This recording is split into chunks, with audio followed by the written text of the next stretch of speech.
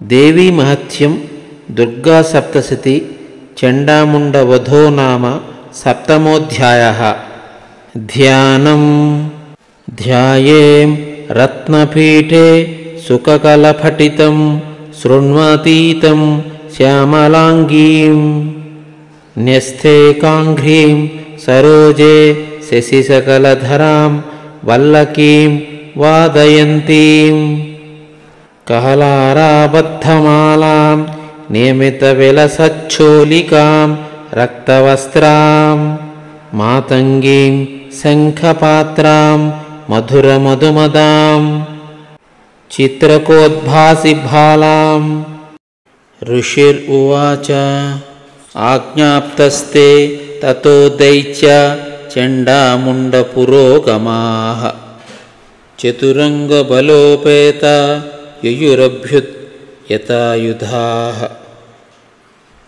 ददृस्ते ततो देवी मीषद्धासां व्यवस्थितां सिंहस्योपरि शैलेन्द्रशृङ्गे महती काञ्चने।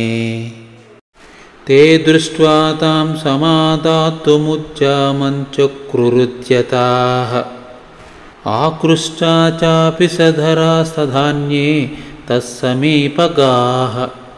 ॐ दुं दुर्गे दुर्गे रक्षिणि रक्षिणि नमः। ततः कोपं चकारोच्छैरम्बिका तानरीं प्रति कोपेन चास्या वदनं मुषिवर्णमभूत्तदा। ॐ दुं दुर्गे दुर्गे रक्षिणि रक्षिणि नमः। भ्रुकुटिकुटिला तस्या ललाटाफलकादृतं काळीकराळवदना मिनिष्क्रान्ता सिपासिनी। ॐ दुं दुर्गे दुर्गे रक्षिणि रक्षिणि नमः। विचित्रखट्वाङ्गधरा नरमाला विभूषणा द्वीपिचर्मपरिधाना शुष्कमांसातिभैरवा। ॐ दुं दुर्गे दुर्गे रक्षिणि रक्षिणि नमः। अतिविस्तारवदना जिह्वललानभीषणा निमग्ना रक्तनयना नादपूरितदिग्मुखा। ॐ दुं दुर्गे दुर्गे रक्षिणि रक्षिणि नमः। सा वेगेनाभिपतिता घतयन्ती महासुरान् सैन्ये तत्र सुरारीणा अभक्षयत तद्बलम्। ॐ दुं दुर्गे दुर्गे रक्षिणि रक्षिणि नमः। पार्षिण्यग्राहाङ्कुशग्राहियोधघण्टा समन्वितान् समादायैकहस्तेन मुखे चिक्षेपवारणान्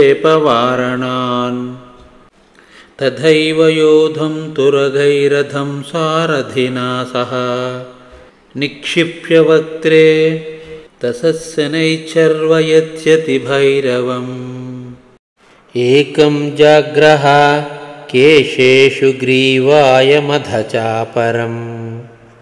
पादेनाक्रम्य चैवान्यं रसान्याम् आपोधयत्। तैर्मुक्तानि च शस्त्राणि महास्त्राणि तथासुरैः मुखेन जाग्रहारुषा दशनैर्मथितान्यपि। बलिनां तद्बलं सर्वम् असुराणां दुरात्मनां ममर्धा भक्षयाच्छान्य नन्याञ्च ताडयत्तदा।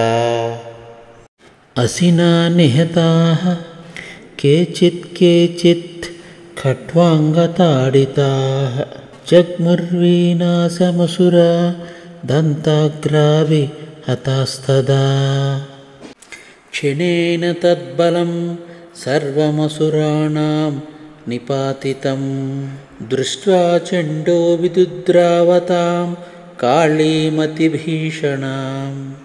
शरवर्षैर्महाभिर्मैर्भीमाक्षीं तां महासुरः छादायमासचक्रैश्च मुण्डः क्षिप्रैः सहस्रशः तानि चक्राण्यनेकानि विशमानानि तन्मुखं बभुर्यथार्कबिम्बानि सुबाहूनि घनोदरम् ततो जहासातिरुषा भीमं भैरवनादिनी काली कराळवदना दुर्दर्शनोज्ज्वला उत्थाय च महासिंहं देवी चण्डमधावत गृहीत्वा चास्य केशेषु शिरस्तेनासिनाच्छिनत्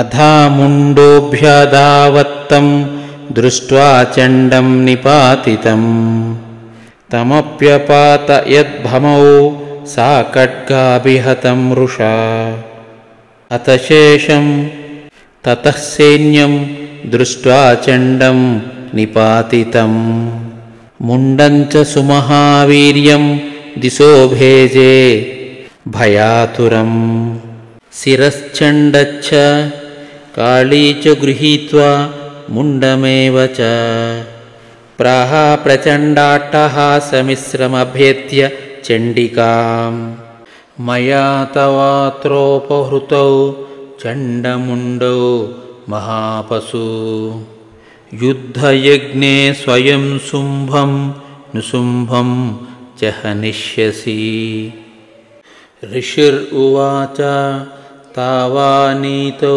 ततो दृष्ट्वा चण्डामुण्डौ महासुरौ उवाच कालीं कल्याणी ललितं चण्डिकावचः यस्माच्चण्डं च मुण्डं च गृहीत्वा त्वामुपागता चामुण्डेति ततो लोके ख्याता देवी भविष्यसि जय जय श्रीमार्कण्डेयपुराणे सावर्णिके मन्वन्तरे देवी महात्म्ये चण्डामुण्डवधो नाम सप्तमोऽध्याय समाप्तम्।